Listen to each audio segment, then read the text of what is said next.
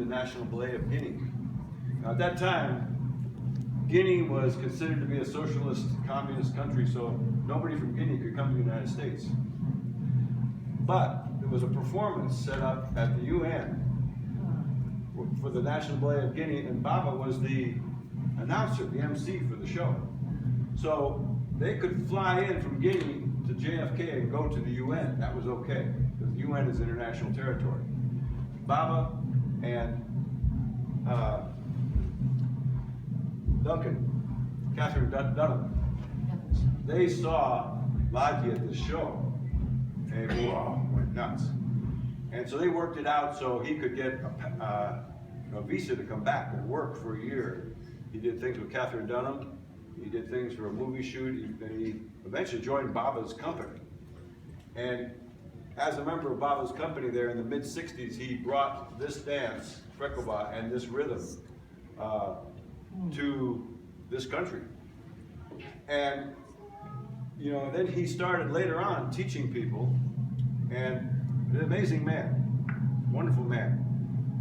I met him at Nina Simone's house one time. We were playing together, and he said, "You come join me," and gave me his address in the Bronx. And I went there, and I went and I expected to be a whole crowd of people in there, and it was just him playing kora in front of a window, looking out. Here's the elevated train. It's the desolation of the South Bronx in those days out there, and he's just looking, grinning, smiling.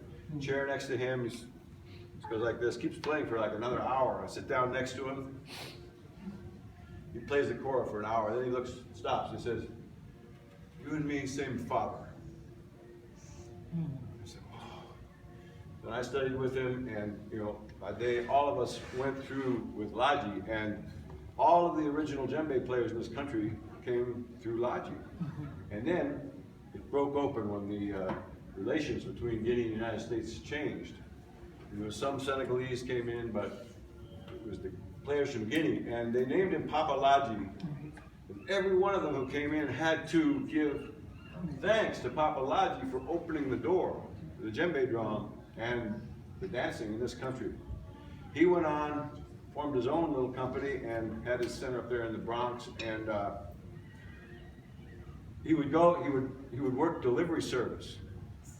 He'd get up at 5 in the morning, he was Muslim too, he'd get up at 5 in the morning, do his prayers, then go out and deliver stuff for 8, 9, 10 hours, then come back and do his classes, first his drum class, then his dance class. He said, "Yeah, New York, got to go very fast in New York, got to go fast."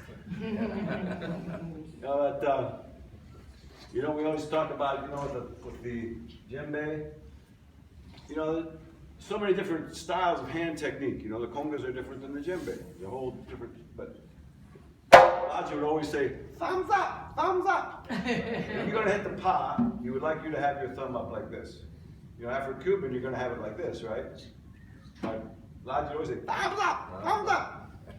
And so, these guys brought, you just consider it. Baba, the first ethnic, African music to go on the Billboard charts, Drums of Passion. Lodgy, the first djembe. Gotta say, we're just all blessed that those gentlemen opened the doorway and had open hearts and open minds to accept everybody and lead everybody through the doorway. What can you say? You gotta really hand it to these, but these men had universal minds. And you find the universal mind, those who have achieved mastery have the universal mind. And those gentlemen had the universal mind. And so just doing that dance, that rhythm right there, made me give thanks to Lodgy. And we all need to know the history of what we're doing, and who really brought it to us, So. Ashe. Ashe.